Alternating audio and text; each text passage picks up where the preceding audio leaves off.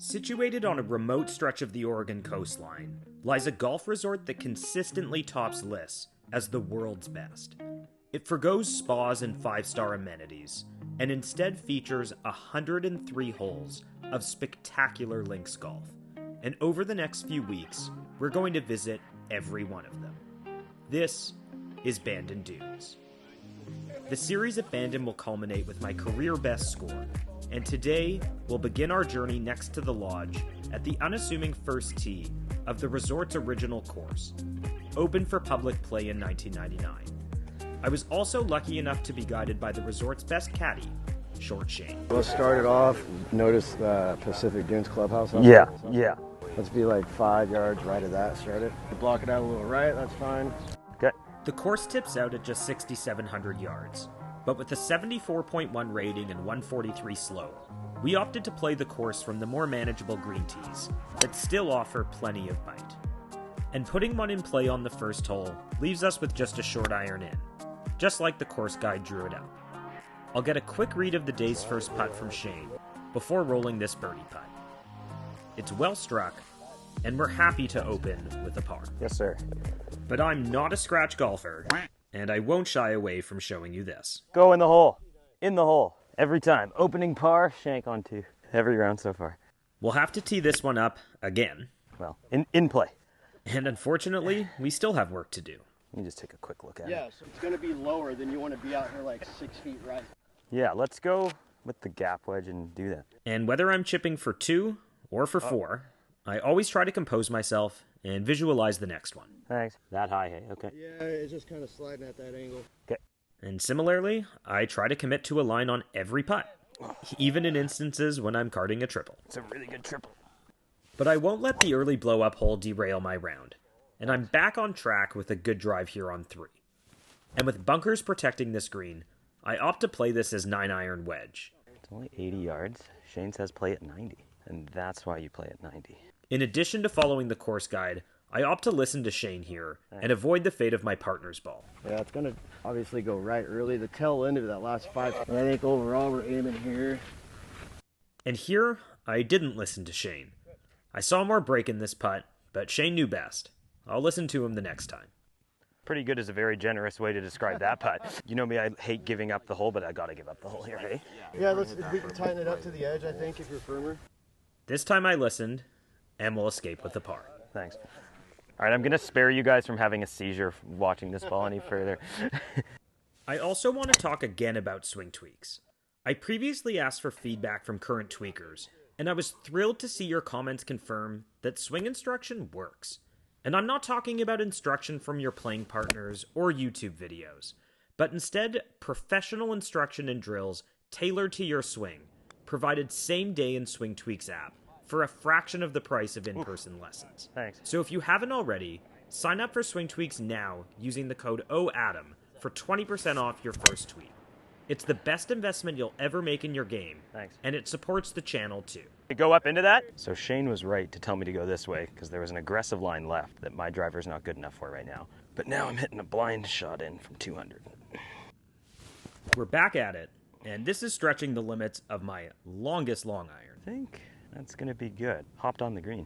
This is the longest putt I've ever had, I think. So the goal is get it there. Middle leg of the tripod. I like the left, yeah. Left leg. Short Shane has given me another good line here, but from about 80 feet away, I misjudge the pace on this one, and leave myself another 12 feet or so coming back for par. And while we don't like 3-putting, they will happen from time to time. Thanks. We'll card a bogey and move on. Yeah, it's a 5. Jitters from the last par 3. Oh, why do I do that? And we're back to the drawing board with Shane. What do you like here? I like putter. Okay, that was my first instinct unless you disagreed. And in true links golf fashion, we'll use the Texas wedge here.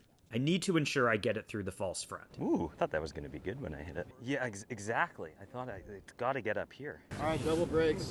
Goes left off your feet, right at the hole. So we're going to be right here. And Shane has given us a good target. And there it is. What a read! And this hooky one is actually just fine on a links course, and we'll have a short iron in.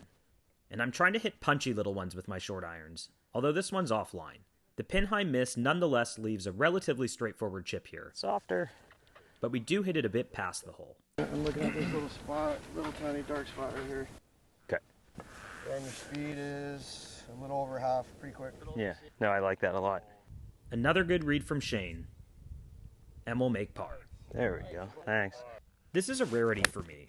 I opt for an iron off the tee that carries the bunkers and leaves me in position. I can't get an 8-153. I'll be way short. So just hit a smooth 7 and accept what happens. Added or left? Yep. Oops. Or way left. This one's offline. Get a kick. And no such luck. Yeah, let's put it like a foot right. Okay. A tricky one from the thick rough here. And Shane gives me some good guidance. And it's online. What do you got here? Moving a hair left? Yeah, I got you inside of this green spot. You're always right. But the team read is off for the first time today. This one actually straightens at the hole. Even straightened up at the hole. It did. Did a little bit. We're on to the final hole of the front. Right in that bunker. And while this one actually skates the bunker, we are not quite through the woods yet. Shank. Another candidate for the worst shot of the day. But we'll focus before the next one. Oh. Pulled it. Another miss left with the punchy swing, but we are able to putt from off the green here. And after struggling a bit with some of the long lags so far, this one is much better. Thanks. And we're able to close the 9 with a par. And aside from the disaster second hole, I'm happy to have mostly limited the damage so far. I managed to scramble a handful of times and hit a relatively low number of terrible shots by my standards. I'm optimistic that I have better in me on the back 9. I'm feeling a fade coming on. Can I just fade it over the bunkers? That's option 2 for sure. I'm afraid of the snap hook. Okay, I'm going to aim straight over the traps and we'll see what line comes out. Bingo. Snap hook, he says. That's why I said I was going to try to play a fade to avoid the snap. Thanks. You think we can get 15 out of that? Yeah, we can get 15 out of that. It covers 10. Right. Yeah, the front edge is going to be, yeah, I like that. Like what happens short? Is there like a false front or anything scary? Yeah, it's just a little slope that's like, it goes down before the green and then it comes up. But shorts are miss. Okay, short's the miss, then I like this club. This is another instance where having a caddy is invaluable. We've talked through the shot and chosen where to miss. Okay. The reward is a birdie putt, and it did have a chance. Find it. But it misses a bit low. Thanks. And we'll take the par. This one's a bit spinny and doesn't carry so far, but it still leaves me in position. It's in the back right, so you Yeah. got 30 yards of green left of it. Another good target from Shane, and this fadey one will leave me with another makeable birdie putt. I haven't made one today, and it leads me to belting this one. Stop. Stop. Little meat there. It feels pretty straight. But we do clean up the par putt. Add it or a little right if anything. This is the 4th approach shot we've hit from 135 today, and I thought this one would be all over it. Oh no! Stop! Oh shit. But it rolls down the false front, and once again we'll putt from just off the green. It's reasonably well done, and we'll make the par. Thanks. And here's why you should take golfers' claimed yardages with a grain of salt. I have more in me than the 215-yard drive on the last hole, and while I'll take this one, I do not hit 290-yard drives in normal conditions. I like that they're 2-yard fades and not those hooky, ugly things. Yeah, we are. So notice the gap just left of the big tree, there's that other green. Yeah, that's the line. How's that? Good line. Another humbling reminder that I'm not a scratch golfer. Flag's like 60. Is long okay? Well, we've got to cover that front edge. The green's Okay. kind of elevated, so we got to have that 150 carry. But I'm not worried about how this ball got here. It's a good strike with this 6-iron, There's a little left. albeit a bit offline. We're back to work with the wedge now, and all we want is a makeable par putt. Got it like right edge? It's straight. Straight. Okay. A good firm stroke, but this one's not meant to be.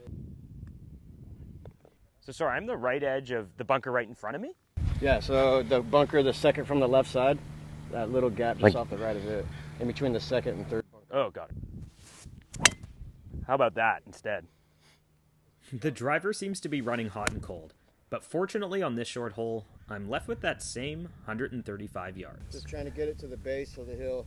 But in the final analysis, Oh, terrible putt. it's not the driver that cost me a stroke here, but rather 2 bad putts. Oh, I pulled it. Here, put it again, just like And player B, he makes it every time. On to the next one. A short par 3, this time into wind. Yeah, get in the hole, get in the hole. Come on down. Come on down. Just get it in. I got you referencing this spot. And yeah, pretty quick. It's like halfway. I really want the first birdie of the day, but I do have to be cautious with this downhiller. And I'll take par. Damn it, I thought that was our bird. Me too. So just rip it over the sand. Yeah, you're aiming at the gorge basically on the upper deck. Another stunning oceanside hole at Bandon, but I hit this one astray, and it leads to my worst lie of the day. What happens there? Might catch a bunker. I have no stance here whatsoever, but this time, the golf gods smile on me. Let's go! It looks like a cup. Another makeable birdie putt, but they're just not dropping today. That putt didn't move. The only bad miss on 17 is to the right. Get down. Down in a hurry. But I got away with this one. I think that's good. And now playing a bit downwind, we grab that same 8-iron that we've been hitting 135 all day. I didn't hit it well. Between like your middle leg and your right leg. Okay. And this time the birdie putt is from long range. But the game works in funny ways, and this would be quite a way to drain our first birdie putt. But not quite. On to 18, a relatively straightforward par 5, where I'd love to give myself one final look at birdie. The drive is just fine, but the second shot with the 5-wood is not on our intended target line. Don't know. I'm still in wedge range and trying to set up a birdie putt. Get up. Big lead. Thanks. And here goes. I like inside left. It won't be short. That I promise you. Oh, it was short. And it was in the jaws, too. The handicap system was kind enough to adjust the triple on 2 to a double, so the computer calculates this as a 79 and a differential of 6.5. It certainly would have been a few strokes higher without Shane. And be sure to stay tuned for the rest of the Bandon series in the coming weeks.